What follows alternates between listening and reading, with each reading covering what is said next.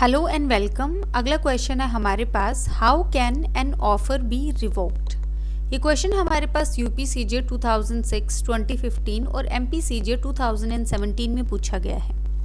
Answer हम start करेंगे introduction से। इंट्रोडक्शन में आ गया कि रेवोकेशन जो है एक ऑफर का, वो होता है तब पर्सन जो है जिसने ऑफर दिया है उसको वापस ले लेता है before it has been accepted. मतलब उसके एक्सेप्ट होने से पहले जिस पर्सन ने ऑफर किया है वो उसको वापस ले लेता है। ये एक कैंसलेशन है प्रपोजल का एंटर करने के लिए एक लीगली बाइंडिंग कॉन्ट्रैक्ट में। तो बेसिकली कीवर्ड्स है यहाँ पे कि ये कैंसलेशन है प्रपोजल का। ये दो लाइन में जो है हमने इंट्रो दिया है। फिर आ गया प्रोविजन। इसमें है हमारे पास सेक्शन 5। सेक्शन 5 प्रोवाइड करता है कि एक प्रपोजल जो है वो रिवोक किया जा सकता है किसी भी टाइम पे बिफोर जो कम्युनिकेशन है उसकी एक्सेप्टेंस का वो कंप्लीट हो against the proposer, not afterwards. तो सेक्शन 5 हमें बताता है कि प्रपोजल कब रिवोक किया जा सकता है, किसी भी टाइम पे कम्युनिकेशन जो है इसकी एक्सेप्टेंस का वो कंप्लीट होने से पहले प्रपोजर के अगेंस्ट, लेकिन उसके बाद जो है वो नहीं किया जा सकता। अब वो कब कंप्लीट होता है ये फर्दर हमारे पास सेक्शन 4 में बताया गया है। इलस्ट्रेशन आ गया हमारे पास। ए प्रपोज करता है एक लेटर जो सेंड किया गया है पोस्ट के द्वारा कि वो सेल करेगा अपना हाउस बी को।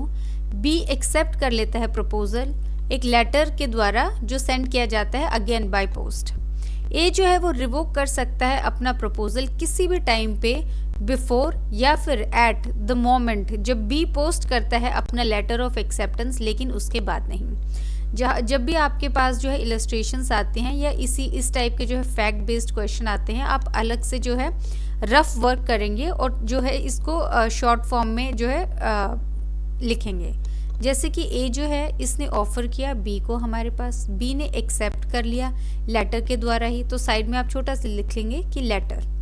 उसके बाद जो है ए कब तक रिवोक कर सकता है, उस टाइम तक या उससे पहले जब तक बी जो है वो पोस्ट नहीं करता है अपना लेटर। तो मतलब यहाँ से कोई भी बी के कोई भी एक्शन लेने से पहले जो ए है वो रिवोक कर सकता है। नॉर्मली जब फैक्ट बेस्ड क्वेश्चन आते हैं तो प्रॉपर आपको टाइम भी दिया जाता है और डेट भी दी जाती है जो आप यहाँ पे लिखेंगे ए और बी के ऊपर।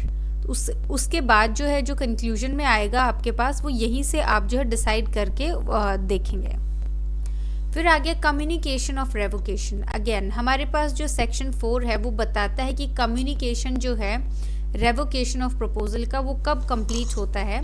तो वो कंप्लीट होता है फॉलोइंग सर्कमस्टांसेस में। पहला है हमारे पास as against the person who makes it. उस पर्सन के अगेंस्ट कब कंप्लीट होता है जिसने दिया है, तो मतलब जो ऑफरर है हमारे पास उसके अगेंस्ट जो है कब कंप्लीट होगा। When it is put into a course of transmission, जब उसको पुट किया जाता है कोर्स ऑफ ट्रांसमिशन में, मोस्टली ये लेटर जो होता है उसकी बात करता है उस पर्सन को to whom it is made, जिसको वो दिया गया है, so as to be out of power of the proposer, कि जो प्रपोजर है उसकी जो है पावर से आउट हो गया है, मतलब अब उसके हाथ में कुछ भी नहीं है। फिर आ गया as against the person to whom it is made, कि उस पर्सन के अगेंस्ट कब कंप्लीट होता है जब जिसको दिया गया है revocation. When it comes to his knowledge, जब वो उसकी जो है नॉलेज में आ जाता है। तो put into course of transmission, mostly हम लेटर बाय पोस्ट जो होता है उसके बारे में बात करते हैं कि जब लेटर जो है वो पोस्ट हो जाता है, यहाँ पे जो लेटर है वो पोस्ट हो गया है, तो अब यहाँ पे जो है उस पर्सन के कंट्रोल से बाहर चला गया है। तो एक बार वो लेटर पोस्ट हो गया है तो वो कंप्लीट हो जाएगा उस पर्सन के अगेंस्ट जिसने किया है। दूसरा आ गया जिसको किया गया है उसकी अगेंस्ट कब कंप्लीट होगा, जब उसके पास लेटर जो है वो रीच करता है और वो उसकी नॉलेज में आ जाता है, तो उसके अगेंस्ट जो है वो कंप्लीट हो जाता है। फिर आ गया मोड्स क्या है रेवोकेशन ऑफ प्रपोजल के। इसमें आ गया हमारे पास सेक्शन 6। सेक्शन 6 प्रोवाइड करता है कि प्रपोजल जो है वो रिवोक किया जा सकता है फॉलोइंग मैनर में। पहला आ गया कम्युनिकेट करके नोटिस जो है रेवोकेशन का प्रपोजर के द्वारा दूसरी पार्टी को, कि जो प्रपोजर है वो नोटिस दे देगा सामने वाली पार्टी को कि भाई मैं रिवोक कर रहा हूँ। दूसरा आ गया लैप्स ऑफ टाइम, जो प्रिस्क्राइब्ड है प्रपोजल में उसकी एक्सेप्टेंस के लिए, या कोई भी टाइम प्रिस्क्राइब नहीं है तो जो लैप्स ऑफ रीजनेबल टाइम। इसमें आ गया हमारे पास फॉर इंस्टेंस ए ने जो है बी को लेटर लिखा कि प्रपोज करते हुए कि मैं जो है अपना हाउस सेल कर रहा हूँ और अगर आपको ख़रीदना है तो आप जो है 5 दिन के अंदर अंदर मुझे बता दें। तो 5 दिन के अंदर अंदर अगर वापस रिटर्न में कोई भी जवाब नहीं आता है तो यहीं पे जो है रिवोक हो जाएगा। अगर 5 दिन का टाइम नहीं दिया गया है और ये लेटर दे दिया है और 5 ईयर्स लेटर तक भी कोई जवाब नहीं आता है, मतलब रीजनेबल टाइम के अंदर अंदर नहीं आता है, तो यहाँ पे भी जो है वो रिवोक माना जाएगा। तीसरा आ गया by failure of acceptor to fulfil conditions precedent to acceptance, कि जैसे कि प्रपोजल ने कोई भी कंडीशंस बताई हैं एक्सेप्टेंस के लिए। फॉर इंस्टेंस अगेन आप बोल सकते हो कि ए ने बी को बोला है कि वो जो है अपनी कार सेल करेगा, लेकिन उसने एक्सेप्टेंस की कंडीशन दी है कि जो एक्सेप्टर है उसको जो है उसके गराज में आके जो है कार लेनी है। तो यहाँ पे भले ही जो एक्सेप्टर जो एक्सेप्ट कर रहा है पर्सन वो उसको लेटर में लिख देता है कि yes I am accepting this offer, लेकिन वो कार लेने जो है गराज में नहीं आता है, तो यहाँ पे भी जो है वो रिवोक माना जाएगा, क्योंकि यहाँ पे जो कंडीशन है वो फुलफिल नहीं की गई है जो प्रेसिडेंट होगी एक्सेप्टेंस के। फिर आ गया हमारे पास डेथ और इंसैनिटी प्रपोजर की। अगर ये फैक्ट जो है उसकी डेथ और इंसैनिटी का वो नॉलेज में आता है एक्सेप्टर की बिफोर एक्सेप्टेंस, तो इसमें आ गया हमारे पास या डेथ हो जाती है या फिर इंसेन हो जाता है प्रपोजर। अगर ये बहुत ही ज़्यादा इम्पॉर्टेंट है, ये दिखने में सिर्फ एक लाइन का है, लेकिन इसकी ये जो कंडीशन है कि अगर वो फैक्ट जो है उसकी नॉलेज में आता है एक्सेप्टेंस से पहले, इसके ऊपर आपको जो है बहुत अच्छे से फैक्ट बेस्ड क्वेश्चन आते हैं। फॉर इंस्टेंस इसमें लगा लीजिए कि ए ने जो है बी को प्रपोज किया कि वो अपना जो है कार सेल करेगा 1 लाख रुपीज़ में। इसी बीच जो है और उसको बोला गया कि 8 डेज के अंदर अंदर जो है आप रिप्लाई करेंगे।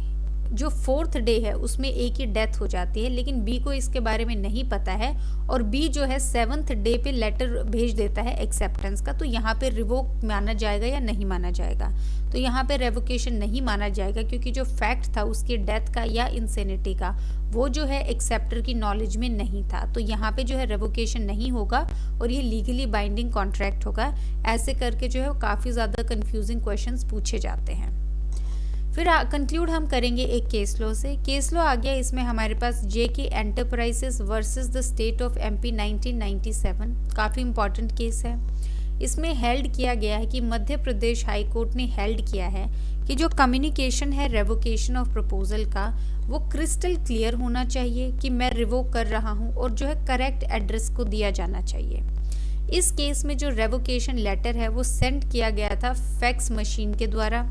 अनफॉर्चुनेटली वो जो है रॉन्ग एड्रेस पे चला गया, तो कोर्ट ने कंसिडर किया कि इसका कोई इफेक्ट नहीं होगा।